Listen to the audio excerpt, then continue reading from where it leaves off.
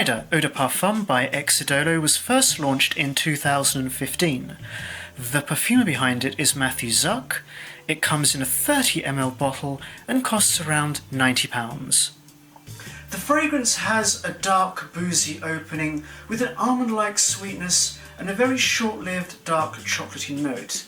Tucked away in there, there's a brief sense of spiciness along with a very interesting dry Coca-Cola-esque factor, which smells a little bit like Haribo flavoured cola sweets, but minus that gelatinous quality. This slowly rises to prominence, but never gets too big for its boots, and this rich, sensual opening really does set the tone for what you're about to experience in the fragrance. From here I get the real injection of that beautiful Armani frankincense, and I experience a sweet, chewy, ambery influence which rises up as time goes on. The fragrance becomes louder, a bit more boozy, more cola-like too, all of which bridges very nicely into the dry down. Ryder's a sweet, rich, dry yet resinous fragrance with a lot of depth and quality. And when I say quality, I'm talking about quality in the amount of materials used and in each note as well.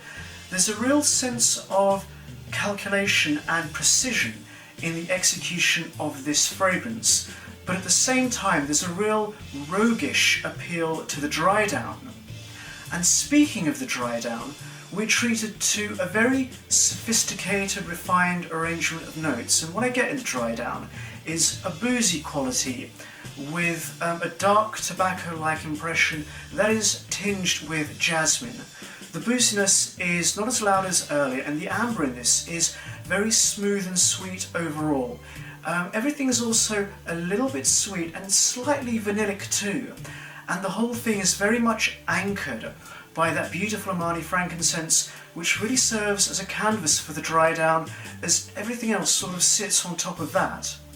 As far as the base notes are concerned, I get a very soft vanilla, jasmine, an odd honey-like element, and frankincense too.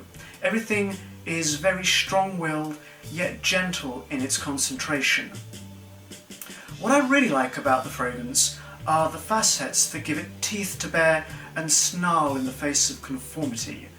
Jasmine plays a minor role in this, and its effects are noticeable overall as it applies a skin-like effect to support the amber. It's very faint, but it runs from the top of the fragrance to the mid to the beginning of the dry down, and it's little things like this that are a real testament to the perfumer's skill. And those subtle elements make a big difference overall to the smell and the feel of the fragrance. Ryder is not a scent that you will figure out upon your first wearing, but when you do, it'll be like spending time in the company of an old friend. It's a very tenacious fragrance which really does conjure up a mental image of an old world gentleman's club, or at the very least a sort of modern day den of inequity filled with wealth, alcohol, suspect characters, women of ill repute, and a lot of bad decisions too. There's something about this that gives me the impression of a modern day Patrick Bateman, or at the very least a wannabe Patrick Bateman. Wearing this fragrance is a very refined yet rugged, intimate experience. In the cool and cold conditions, this is just short of being absolutely magical, and without a doubt there is something very seductive about this fragrance. In terms of age range, as a guideline, I would have to say mid-20s upwards. Now, as far as application goes, this is a very dense, oily fragrance that is not easily absorbed by skin. So when you do apply it, when you spray it on, I would suggest giving it a good 30 seconds before you do anything else. That way you'll really be able to enjoy the fragrance and the full spectrum of notes. When it comes to sprays, in the cool conditions I will use 1 or 2, chest and neck, but in the colder conditions I will use 4, and that's normally 2 to the chest and 2 to the neck.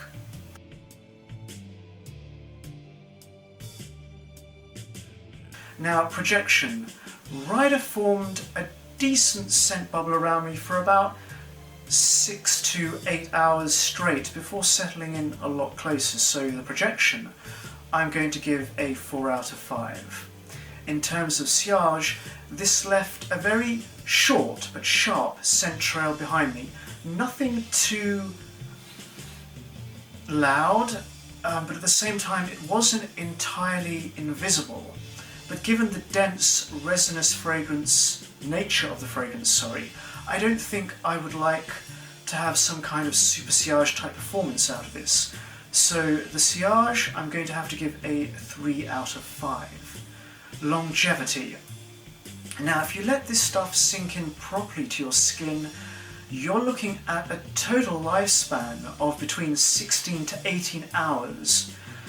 So for longevity, I have to give the fragrance a 4 out of 5. Now for the overall smell. In terms of the overall smell, yep, I think this is great. This is really, really good. I really enjoyed this. I got a lot of positive feedback from a lot of other people on the fragrance as well. To give you a massive oversimplification as to what this smells like, imagine taking the best bits from Idole Eau de Parfum by The Bain, from Amber Absolute by Tom Ford, from Ombre Sultan by Serge, and a tiny pinch of Amber Extrait from Roger Dove.